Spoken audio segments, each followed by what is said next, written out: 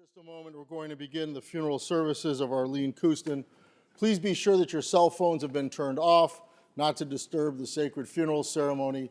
We welcome those of you who are joining us via live stream. Cantor Natalie Young from Beth Emet, the Free Synagogue, will be officiating.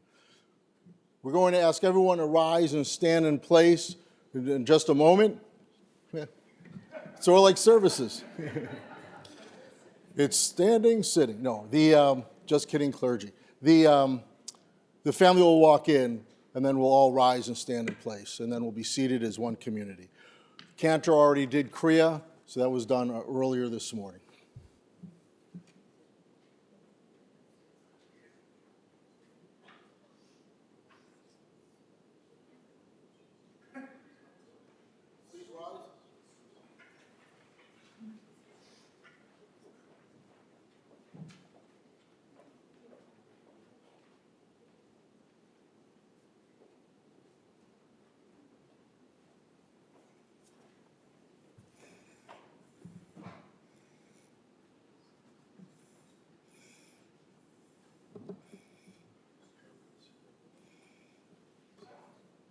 Please be seated.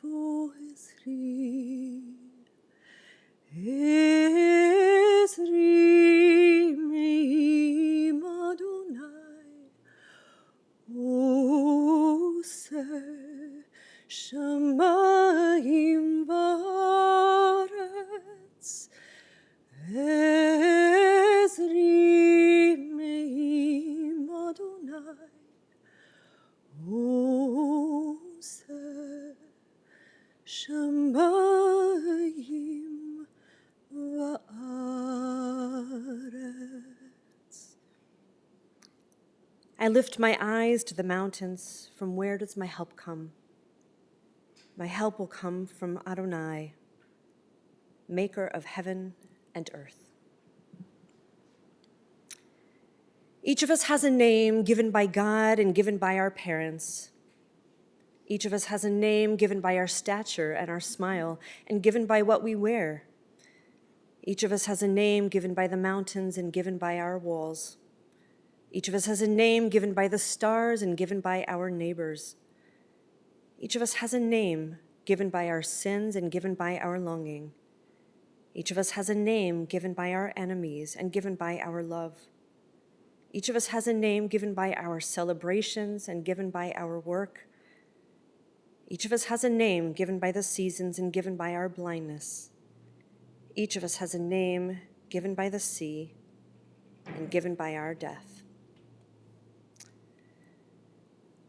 We gather here this morning to remember and honor one of God's great children, Arlene Coustan, whose life had an incredible and enduring impact on so many.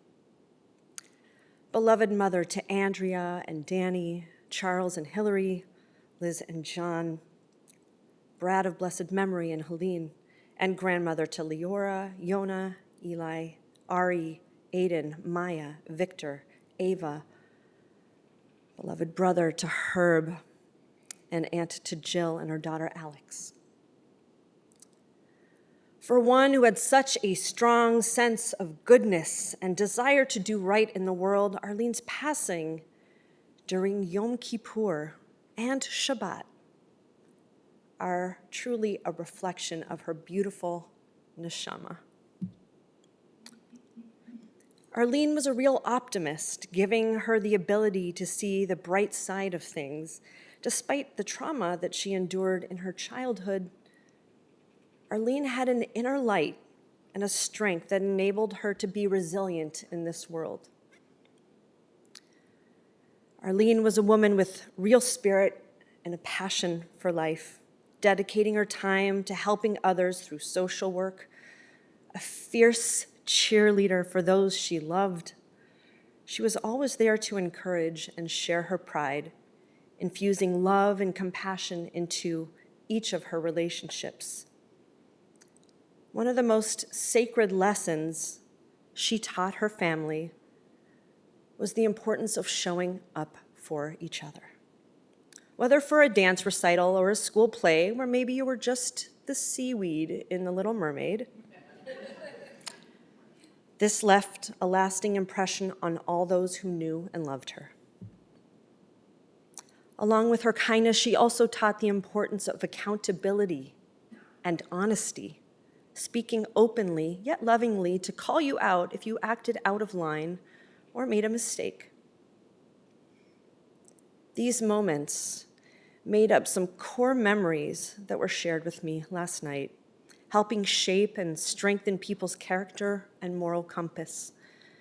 These enduring gifts will live on in her children and family and on those who benefited from her counsel. What Arlene was unable to receive growing up, she and her beloved Harvey made sure to give to their children. A life of joy and connection with precious memories of time spent together. The experience of overnight camp, a happy place where their children thrived and apparently all became log rolling champions, was one that they ultimately recreated at their Michigan home that they built together. The home was filled with all kinds of toys for them to enjoy and share with the family. Arlene was quite the athlete and camp counselor, rallying her family from one activity to another, not wanting to waste one moment. I was shown a fabulous photo, which I hope everyone will have the chance to see, of Arlene jet skiing in her 70s. She was a real powerhouse through and through. And while her mental decline began 8 years ago, the deep connection she had with her family remained strong. Her big brother, Herb, just last week, sat at the bedside of his beautiful sister, held her hand, and shared in those precious last moments together. Certainly a precious parting that was a true gift for them both. Arlene reunited with her beloved Harvey and her son Brad. Arlene leaves behind the legacy of her incredible family. As you remember those blessed moments that filled her days and connected her to each of you, may you each be strengthened and comforted, knowing her life was a bright and beautiful blessing.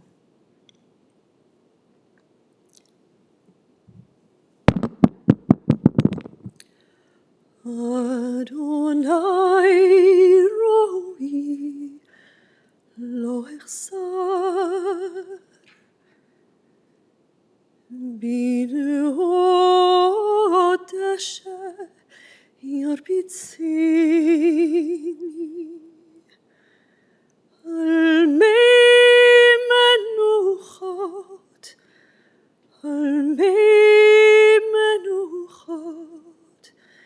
Yenalini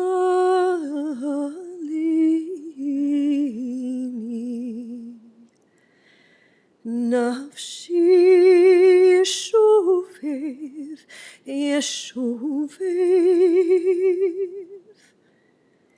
ינחני במגלי צדק,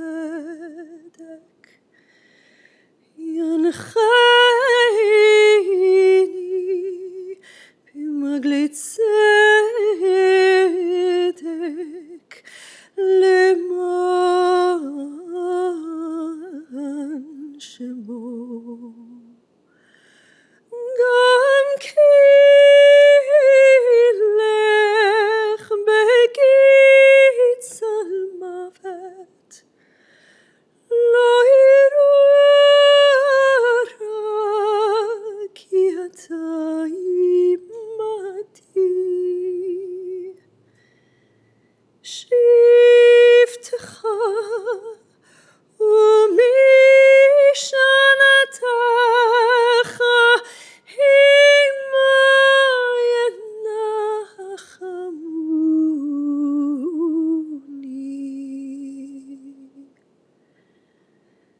תערוך לפניי, לפניי,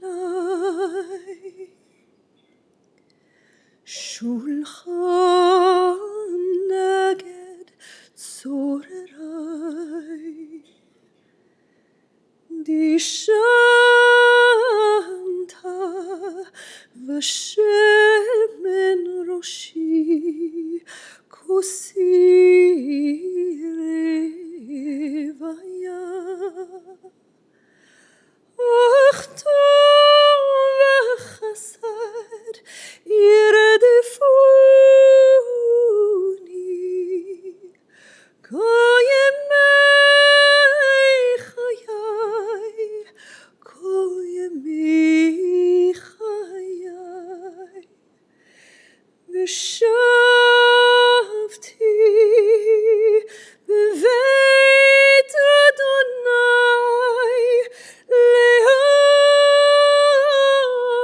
לאורך ימים.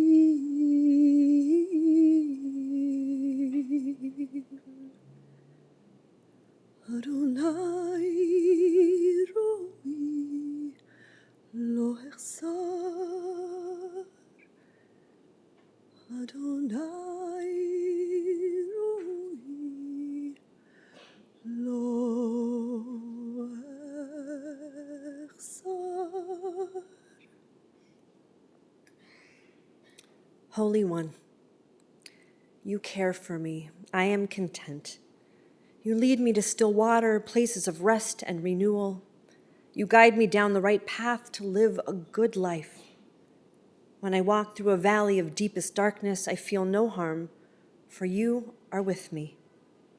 Signs of your nearness offer me support and comfort, and when faced with fear, your love flows over me and sustains me. As I journey on, loving kindness finds me each day of my life. I come home to you. My honor to invite up Jill.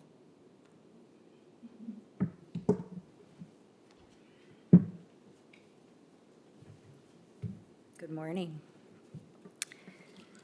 I wrote and rewrote these words 12 times, and as Arlene can attest to, we self-diagnose in social work school, so my ADD brain is, you'll get it. I think you'll get the gist. I'm niece Jill, I'm cousin Jill. I'm Herb's daughter, I'm Alex's mom. Alex is away at school. And if you're Liz, I'm cousin Jilly Willy. Arlene was truly my other mom. At times, I wished I was her daughter and my cousins were my siblings. Some of the best memories of my childhood were when my dad took me to Highland Park to see my cousins. Better yet were the sleepovers, when Harvey and Arlene were away and Uncle Herb slept in the basement. There was a lot of ruckus upstairs, Pops. Always playing games. These three were, four of them were fighting. God, I was scared of them. You'd never know it, but let's see, what would we do for fun? We'd wash the cars for 50 cents. We'd search the neighborhood for the dog who ran away, Rusty, Ginger. But some of the best memories, really, I think, were we went swimming at the country club. And I would watch my bravest youngest cousin, Liz, dive off the high dive. Whoa. I wanted your family because mine was different. My parents divorced when I was 4, but they were always kind to one another. And my mom, Susan Zimmerman, always admired Arlene. Later in life, my mom said she was a hot woman. She was a badass. Towards the end of her life, she did a lot of reflecting, and she said to me, "Ugh, this is terrible. I was actually jealous when Grandma Zelda was tending to Arlene when she had thyroid cancer at the exact same time you were born. And Zelda didn't meet you for a few months. I feel terrible about that," she told me. Arlene became a woman I needed. I admired her energy, her big smile, her everything. I loved the way she always greeted me with a big hug. "Hello, niece Jill." I felt special. Harvey was a tough guy. I was a little afraid of him. Fast forward. As an adult, Arlene and I had many long conversations about our families of origin, the things we had in common, our roles in the family, to be the good girl in the chaos and the sadness. She and her big brother Herb were very, very close, and Herb was always her protector. Herb and Roberta, my stepmother, were married for 43 years. They hosted many parties, but my favorites were always when the Coustans came over. I felt safe, and we had fun. All right, now is where I think I got everything a little finished. Okay, fast forward again. 2002, I was married to Gotti. We moved to San Diego for his big job, and my mom and grandma had already moved there to live in the sunshine. I was 36 years old when my mom's breast cancer came back, the third time since she was 38. I called Arlene often. She truly talked me off the ledge. My mom died when I was 5 months pregnant. The last words my mother spoke to me was, "You will be okay because you have your Aunt Arlene." My mom died on December 8th, 2004. That's Arlene's birthday. I don't believe in coincidence. Arlene and Harvey came to San Diego. I think Harvey had a meeting. Arlene literally helped me clean out my mom's condo. I was devastated. I was fragile. I'm honestly not sure if I'd be here today if it wasn't for that baby and Aunt Arlene. I told her I really wasn't sure I could do it. Shortly after that time, my maternal grandmother was taken away to upstate New York by a crazy relative on my mom's side.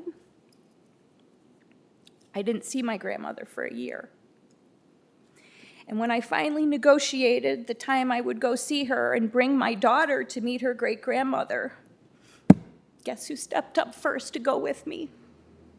Arlene.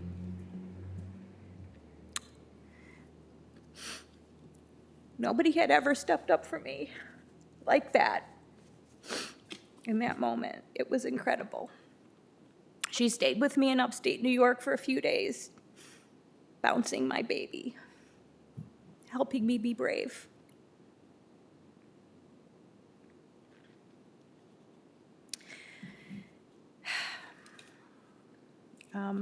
Fast forward again. Arlene and I shared a profession, even though we had different specialties. Our clinical conversations were incredible. I was really proud. that we both shared that. In 2016, when Arlene began the descent into the grips of Lewy body dementia, is the time that I lost her. It was then that I cried, angry, devastated. I had to explain it to Herb over and over that she wasn't going to get better. When the family finally moved her into the memory care at the Carrington, it was hands down the nicest place Herb and Arlene ever lived together. Arlene was on the first floor, and Herb lives upstairs in the memory care. He visited her often. Thank you, Lloyd, for always taking him to see her. Herb always, always held Arlene's hand. I love you, my beautiful sister. He bought her plants and funny hats and chocolate. And it is true, he held her hand for most of the day she died. So, Aunt Arlene, we bid you farewell from this life, confident you're reunited with Harvey and return to your healthy body. You are forever my other mom and my hero. And it just occurred to me last night, Auntie. You taught me and I listened because guess what? I show up for people now. I don't keep secrets. I speak the unsaid. Thank you.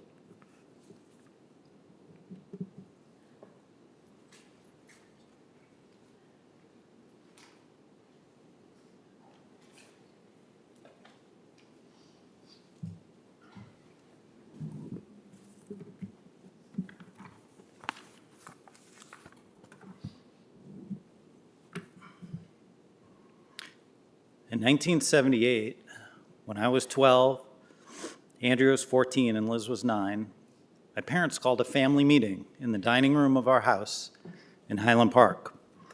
This wasn't necessarily cause for concern, as these were regular occurrences where important matters like bedtimes, chores, allowance amounts were discussed and decided. My dad had a gavel and was the self-appointed secretary recording meeting minutes. Yet the tone seemed different. As we sat down, we knew something important was about to happen. My dad had received a significant professional opportunity in Washington, D.C., and the family was moving to Maryland. My very first thought was, I don't really know where Maryland is, and I definitely couldn't find it on a map. While what lay ahead for my dad was relatively clear, there was only uncertainty for Andrea, Liz, and me. Selling a house, choosing a new community, finding a new house, getting the 3 kids settled in 3 different schools all had to get done. On top of that, my mom had to figure out how to launch her social work career far from where she had studied and done her clinical training. It also meant that our brother Brad, from my dad's first marriage, would stay behind with his mother in Glencoe, and he would no longer come to stay with us every weekend. The 4 of us were very close, although, much to my mother's frustration, we fought with each other now and again. But my mom was fully in charge. She presented this move as an adventure for all of us. Although we were leaving family, friends, schools, and the frequency with which we saw our brother and everything familiar, she assured us that we'd meet new friends and take advantage of new opportunities unique to Washington. The 3 of us all followed her lead and embraced our new home. My dad and I became Redskins fans, just before they were renamed. With only a little ruthless teasing from our new classmates, Andrea, Liz, and I learned that fizzy beverages were called soda and not pop, and that the top of a building is called a roof and not a roof. We learned that large body of waters do indeed contain salt, and we mastered the finer points of how to properly dismember and eat a Chesapeake Bay blue crab. The summer we moved to Maryland, the 6 of us took a road trip through Pennsylvania, New York, and Massachusetts. And a few years after we moved, Brad joined us in Maryland for the last 2.5 years of high school. My mom's openness to new places and people and willingness to take on a big challenge head on were an important example to our kids. My mom had an adventurous spirit, and she and my dad traveled all over the world, including Bali, South Africa, and all over Europe, Australia, New Zealand, where my dad and she went hang gliding. Over the years, although we all live here now, Liz, Andrea, and I have traveled widely, lived abroad, and moved within the United States. As I got older and reflected on the way my mom approached this time, it seems even more remarkable to me how she managed, given how moving to new places was largely a source of trauma for her as a child. My mom was born in Chicago in 1937. Her father, Abe, was a civil engineer, and he was educated and even briefly taught at the Illinois Institute of Technology. Although he was a talented inventor who received 2 patents, he was less successful in consistently providing for his wife and 2 kids. His various ultimately failed business ventures result in moving his young family several times, including brief stints in Cleveland and Los Angeles. His sudden death of a heart attack when my mom was 14 and my Uncle Herb was 16 was a traumatic event that indelibly marked their lives. More instability followed his death when my mom, uncle, and grandmother all had to crowd into a relative's home who resented their presence and treated my mom cruelly. The fact that she taught us to think of change as opportunity, given this background, is even more remarkable. My parents had a long, loving, and sometimes challenging marriage. Importantly, it was a mixed marriage. My dad was a South Sider from South Shore. My mom was a North Sider from Rogers Park. My dad was a moderate pro-business Republican. My mom was a classic Chicago lakefront liberal Democrat. They never shied away from their differences and were always civil when disagreeing about politics, with the possible exception of my dad's vote for Nixon in 1972. Over time, my mother's influence went out, with Andrea, Liz, and me all leaning to the left, and my dad even softened under her influence as he aged and gave up his Reagan Republican ways to become an enthusiastic Obama voter. While my mom was a feminist in her politics, more importantly, she was a strong feminist in the way she lived. She had limited career options when she started college in the 1950s. She decided to go to graduate school and pursue a career in social work as a young mother in the mid-1970s, when that was still a bold move. She relished the intellectual stimulation of graduate school and loved that she could apply her natural talents for empathy and helping others in a professional context. All of us were expected to perform at the highest level at school. It was always a given that all of us would go to college, and it's no accident that Andrea, Liz, and I all have advanced degrees. It's also no accident that I have strong sisters and married a strong woman. No distinctions were made among the kids for any household chores, and I learned to cook, clean, and do laundry alongside my sisters. Although I did everything I could to avoid doing my share as a kid, when Hillary and I got married and I had to help her find her way around the kitchen, I realized how much I knew about taking care of a house in a way that my dad and most men of his generation never learned. I took a women's studies class when I was at the University of Michigan and was the only male in the class. Mom fully approved.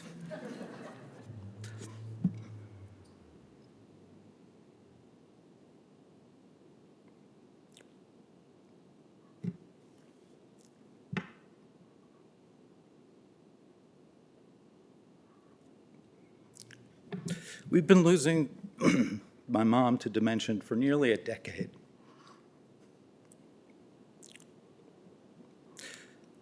Yet when I look around at my sisters, my children, my nieces and nephews,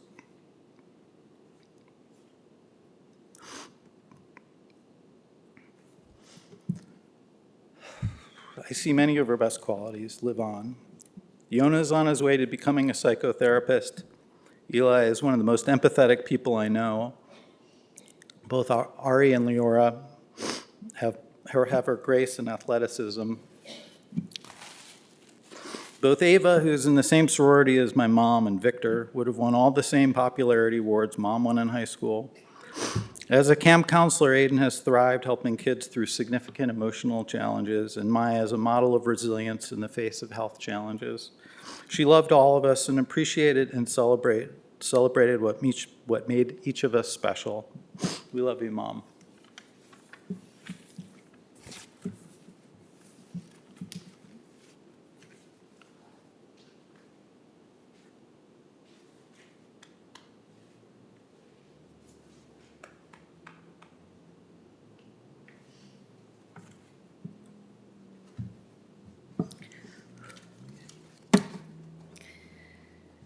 As the youngest of the Coustan kids, I was my mom's bonus child.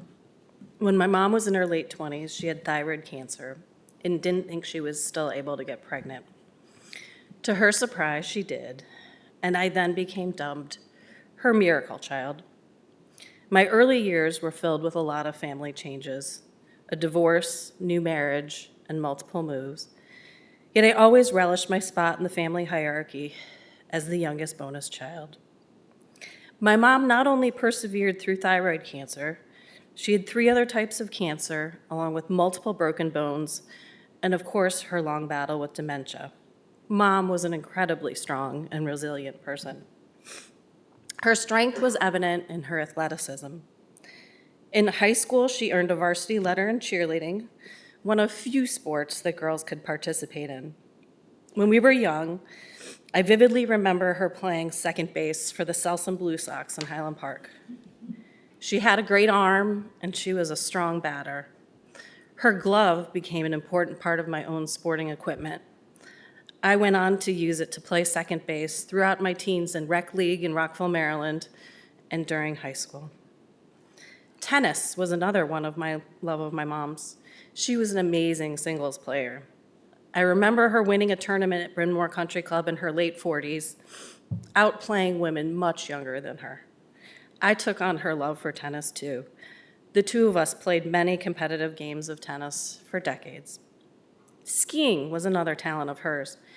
In the winter, she and my dad took us on trips, starting at Cabernet Mountain in Michigan and moving on to a variety of mountains on the East Coast, and many trips to Steamboat, Colorado. Our whole family loved skiing, but it always seemed that Mom was the most graceful one of us, certainly a much better skier than my dad. She got us up early and stayed on the mountains until the lifts closed. Summers were meant for water skiing for Mom. At their house on Paw Paw Lake, water skiing was her favorite activity. When we told her that our ski boat wasn't adequate, she and my dad invested in a Mastercraft boat. She had us all wake up at the crack of dawn to get the smoothest water of the day. While the rest of us would ski for a few minutes, Mom was bound and determined to ski all the way around the lake. She was a legend on Paw Paw Lake. In fact, the local paper wrote an article about her because she slalom skied well into her 70s. On top of all the aforementioned sports, she was a runner, biker, and of course in the 80s was deep into the aerobics craze. I would follow her to the East Bank Club when we lived in downtown Chicago and try to keep up with her as she knew all of the trendy aerobics moves with the most challenging instructors. I could hardly keep up with her despite being 30 years younger. Later on, she was a regular in the NIA dance group at Evanston Athletic Club. Mom was also a health nut. She taught us that in order to be strong and healthy, you had to take care of what foods were consumed. In the 70s, when our friends at school were eating Wonder Bread, our lunches were packed with whole wheat bread. She got a yogurt machine and started making her own yogurt well before that was a trend. Mom also made every kind of green or healthy smoothie in the blender. There were all sorts of powders and concoctions put into her daily smoothies. Whenever she had a health scare, she would read up what vitamins were best to take. Sometimes the science behind her choices was a bit dubious. At one point, she started taking shark cartilage. Our friends would come over wanting something to snack on, and you would open up our cupboards and refrigerator, and you would find health food cereal, skim milk, cottage cheese, and vegetables. it wasn't necessarily what our friends were interested in eating. She was, however, a great home cook. Her specialties included spaghetti with meat sauce, Russian chicken, turkey a la king, salmon mousse, and of course, her noodle kugel. On birthdays and special occasions, we were allowed to pick our favorite meal. For most of us, it was usually marinated flank steak, artichokes, and homemade French fries. Many of her dishes remain in my repertoire and are favorites of my kids. And lest I forget, every meal always had to have a salad. Vegetables were definitely a must in the Coustan household. Family was the most important thing to our mom. We were taught that if there was a family event, a wedding, birthday party, b'nai mitzvah, graduation, sporting event, concert, that you should always be there to support your loved ones. She was always there to cheer us on and show her support. Yona, Leora, Maya, Victor, Aiden, Ava, Eli, and Ari brought her an incredible amount of joy. Her desire to participate in her grandkids' talents and interests was just as important as that of her kids. No matter if the band was out of tune, the dance recital was out of step, or the team lost a game, she beamed with pride. As Aiden recalls, her refrain was usually, "A star is born." For most of my adulthood, until her dementia took her, my mom was my closest friend. At the end of each day, I would call her to recount the activities of the day, get advice, or hear the latest news of the family or her broad assortment of friends, many of whom are here today. She knew everything about me, was interested in all of my friendships, professional activities, and always provided advice, whether solicited or unsolicited. I had no need for a therapist during most of my life, as I had my own mom, who probably used me for practice. Even with dementia, our mom continued to show her physical strength. When she started to slow down mentally, she would still go on long walks or even ride her bike.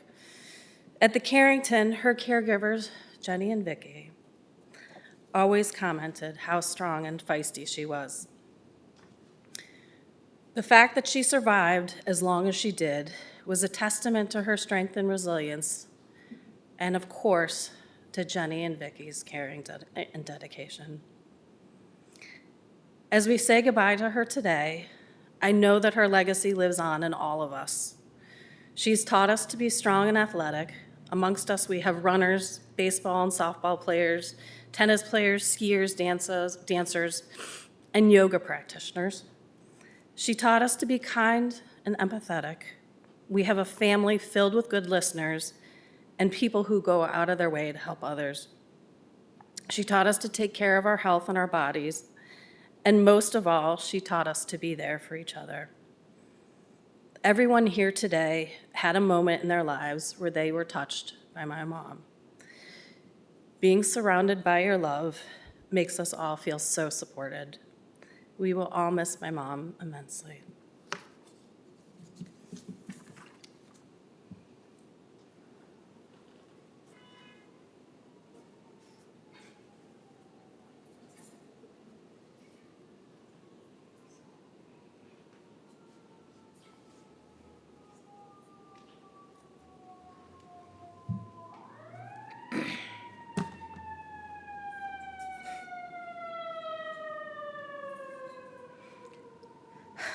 Just haven't had a chance to see all of you here. Thank you. Just filling my heart.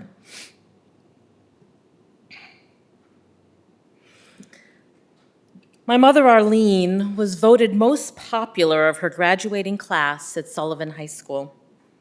Classmates of hers who I met over the years recall that my mother was the most gregarious, warm, and pretty girl in the class. But with my mom, it wasn't about superficialities. She was kind and insightful, which is why she was an incredible psychotherapist and good friend. Former clients have told me how much my mom helped them, and I am never surprised to hear it. I often consulted with my mother and valued her insights when I had to deal with difficult situations and people. When I told my parents that I wanted to leave my job as a management consultant and become a rabbi, my mother gasped and said, "When you were little, my friends and I used to sit around and think about what our children would become when they grew up. Being a rabbi is not something I could have imagined." She was at first puzzled by my choice to go to rabbinic school. She did not have much of a Jewish education and had had some negative experiences with Judaism growing up. My mother, however, was a spiritual person. She believed in God as a force that urged us to be loving and good in the world. But she had had too many experiences of people who claimed to be religious and were mean-spirited and selfish. My mother had a keen sense for hypocrisy and called it out whenever she saw it. In fact, the only swear word my mother ever used, before her dementia, I should say, was bullshit. She had no patience for BS. Because of her negative associations with Judaism, she pursued spirituality in places outside of the synagogue and Jewish practice. For a period of time, she was involved in EST, Erhard Seminar Training, a pop psychology spirituality trend that was popular in the 70s. Some of you might remember it. After attending an EST training, she felt like her children could learn important lessons from it as well, so she signed us up. Traveling from our home in Highland Park to attend the training, my mom got lost in the maze of the McCormick Center, and as a result, we 3 kids arrived late for registration. The person at the registration table roundly chastised us for our late arrival. My brother Charles started to explain that our mother had gotten lost en route and was told that we 3 children needed to take responsibility for our tardiness. We were taken aback by that response. I was 12 and Charles was 10 and Liz was 7 at the time. I can't say we got much out of the training, but this story about the value of taking responsibility for ourselves, even at a young age, was something my mother drilled into our heads. Clearly, she wanted us to take the training to reinforce this lesson to us, although I'm not sure we needed S to learn it. We learned it from my mom. In more recent years, before her dementia, my mom and I used to go to Bikram yoga classes regularly. She was always the oldest person in class, and more often than not, among the most fit and agile, again, well into her 70s. The combination of a strenuous physical practice with spirituality suited my mom best. For years, on my day off, we'd go to a morning Bikram yoga class, and I'd ask my mom's advice on how to handle difficult counseling situations. She loved that being a rabbi included my doing counseling, which was her expertise and passion. Our home growing up was filled with love, laughter, friends, and good food. Our friends always liked coming to our house. My parents had an open door policy. My best friend from high school, Sherry Barkin, used to take advantage of this regularly and show up at our house at 10 p.m. or later on weekday evenings after she finished her dance practice. She'd come into the kitchen where invariably I'd be sitting at the kitchen table with my mom and one or more of my siblings. My mom would greet her warmly by saying, "Shari," enthusiastically, and then my mom would prepare mocha coffee for us. We talk and laugh until late.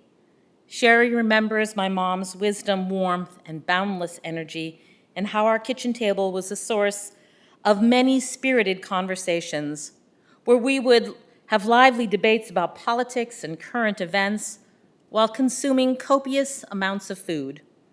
No subject was off limits in our home. And when it came to emotions, my mother felt it was important that everything was discussed openly. This led us to be honest and open in our relationships, but there were some adult topics when we were teens that bordered on the uncomfortable and definitely TMI. In 1989, my parents built a home on Paw Paw Lake in Coloma, Michigan. Designing this home with the architect and spending countless hours there biking, water skiing, jet skiing, sailing, and going out on the pontoon boat was a source of so much joy in their lives. The house was our family's happy place for many years, and we have many fond memories of our time there together. The house in Coloma, with all its toys, was an opportunity for my parents to have the fun childhood they felt they missed as kids. As you heard from my brother, my mom's childhood was tumultuous and hard. Thus, it was important to my parents to give us a joyful childhood. They were so glad to be able to send us to Kraler YMCA camp in Hayward, Wisconsin, where we went for many summers. My mama got so much pleasure from visiting us at camp and would listen enthusiastically as I traipsed her all over camp and regaled her with stories about our activities and friends. She even enjoyed the banter around the kitchen table at home when my siblings and I would reminisce about camp ad nauseum. One of my fondest memories of my mother was a hiking trip we took together in northern Israel during Passover of 1991. The Gulf War had just recently ended, and my mom came to Israel so that we could talk and work on our relationship, because she and my dad were so angry that Danny and I had decided to stay in Israel during the war. For 4 days, my mom and I hiked and talked, enjoying nature and each other. I can't say that we were able to resolve our differences of opinion about my staying in Israel during the war, but that wasn't what was important. She flew across the world to be with me, to affirm her love for me and commitment to our having a strong relationship despite our differences.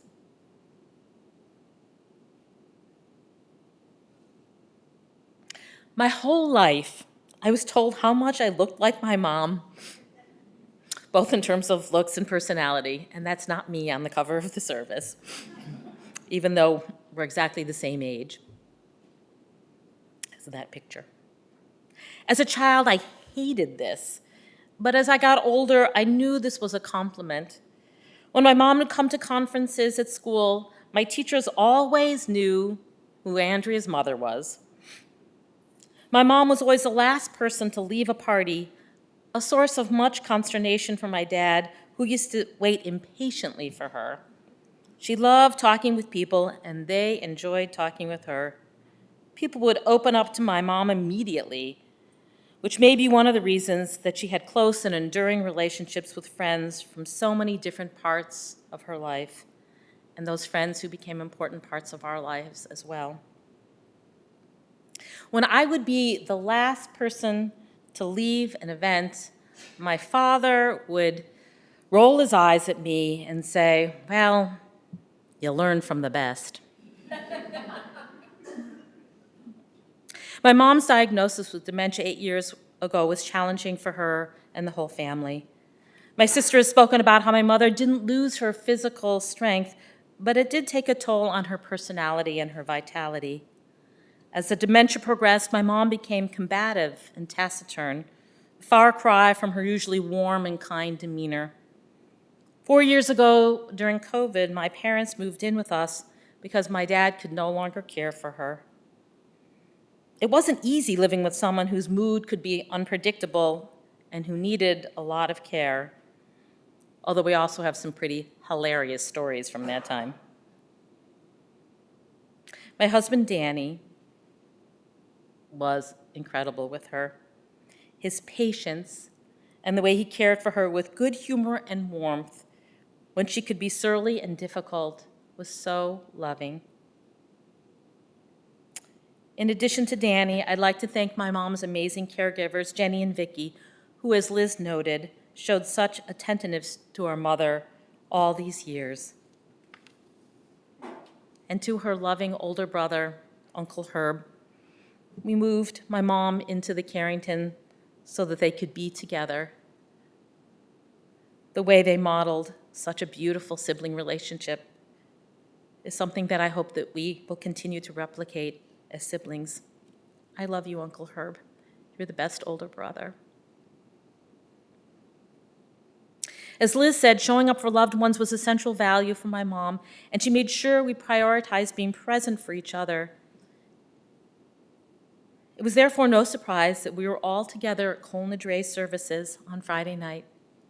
My brother and sister, several grandkids, her son and daughter-in-law, all sitting right in the front in the sanctuary at Beth Emmet as I was on the bema. These were during my mom's final moments of her life. Meanwhile, her wonderful niece Jill was by her bedside. The importance of being with and caring for family was paramount for my mother, as we have heard over and over again today. This was a principle she exemplified in word and deed. As soon as Kol Nidre services were over, we got the call that she had died, and we were able to be by her bedside together, singing, laughing, and sharing stories.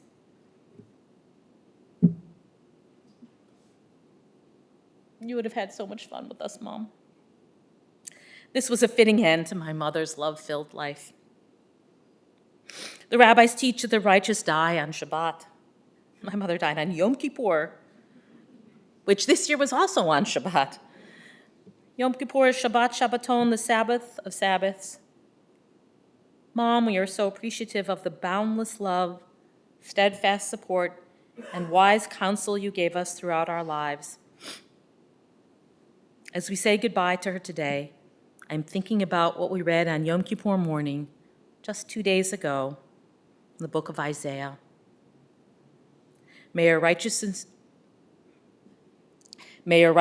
go before you, and the glory of God follow you.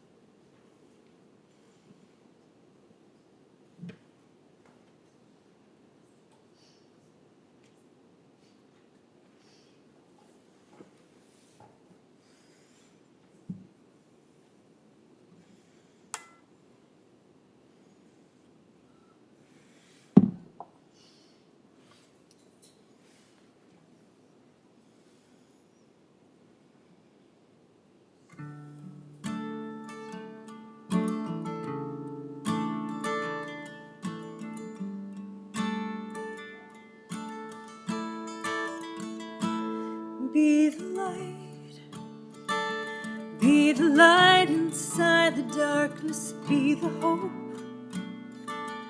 burning bright into the night, be the voice.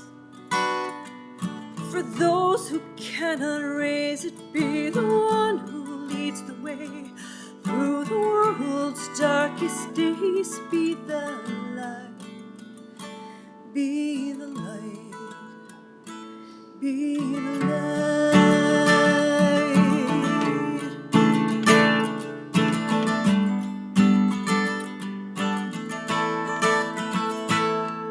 When days feel long and all that's left inside you are darkest days, reach for the light to guide you. The miracle of change begins with sparks of light we find within that shine. If we come close together, we will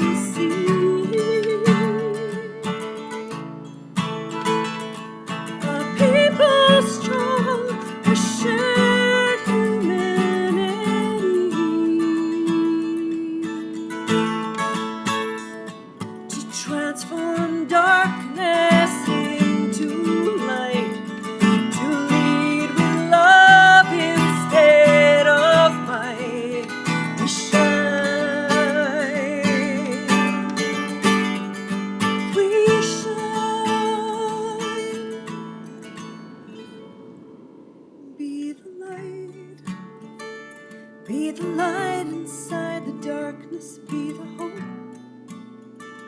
Burning bright into the night, be the voice.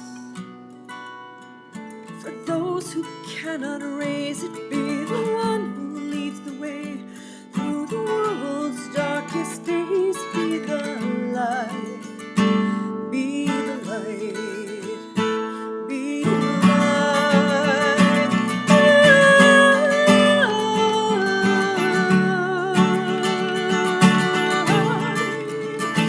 Be the light.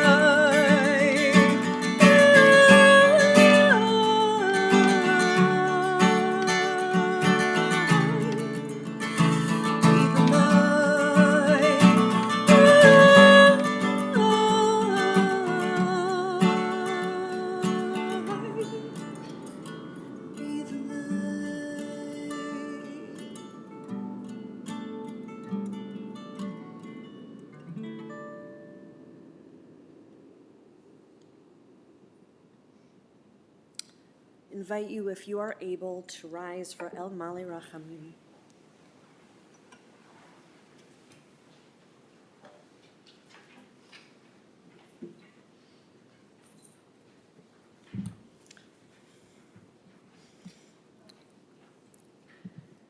El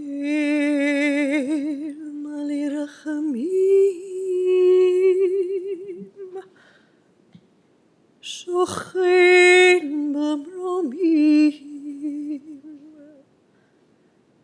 המציא מנוחה נכונה תחת כנפי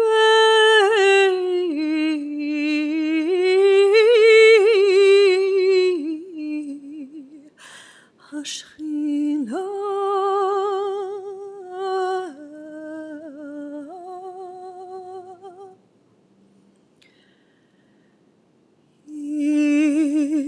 קדושים וטהורים כזוהר הרקיע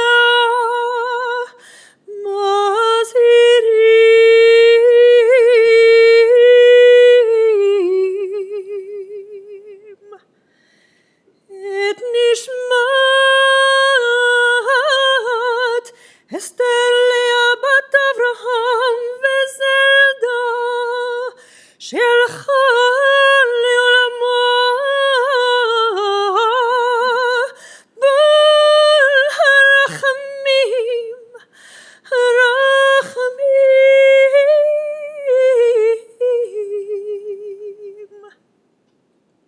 יסתיריה בסתר כנפיו לעולמים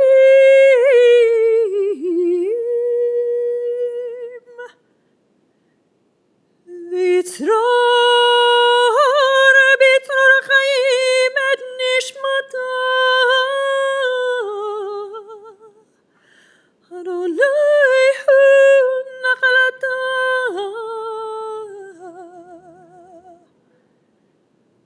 ותנוח בשלום על משכבה ונאמר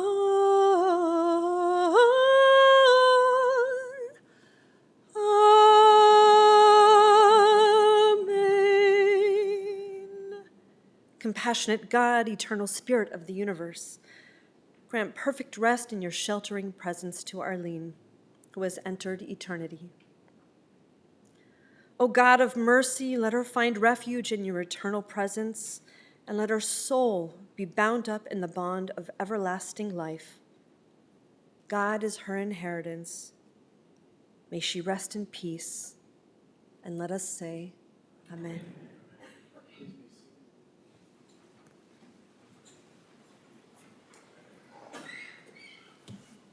Ladies and gentlemen, the interment service will continue at Memorial Park Cemetery, located at 9900 Grosse Pointe Road here in Skokie. The family will be together at Beth Emet Free Synagogue tonight from 7 to 9, then the Coustan residence on Tuesday from 7 to 9, then the London residence for a morning minyan at 8 a.m. That information is on the service folder, as well as the Shiva or the memorial contributions to the Beth Emet Free Synagogue. For those of you who are joining us online, all that information can be found on the funeral home's website. For those of you who will be driving in the funeral procession to the cemetery, the procession will be forming in our parking lot. Please obtain an orange safety funeral sticker to place on the right-hand side of your windshield. Have your bright lights and hazard lights on at all times. For additional measures of protection, we'll have a car in the back of the procession to hopefully keep other cars from entering the procession. Please use your horn liberally as you're going through the intersections. Have your bright lights, hazard lights on. Just be safe. It's a short ride. At this time, I'd like to call upon Arlene's grandchildren and any other family members that want to serve as pallbearers. And at the request of the family, any clergy to serve as honorary pallbearers, any Jewish professional, especially from Beth Emet, to also please serve as honorary pallbearers to escort her casket out. So please rise as the pallbearers come forward, and we'll just take a pause for the clergy to come forward, as well as educators, any Jewish professional to honor her.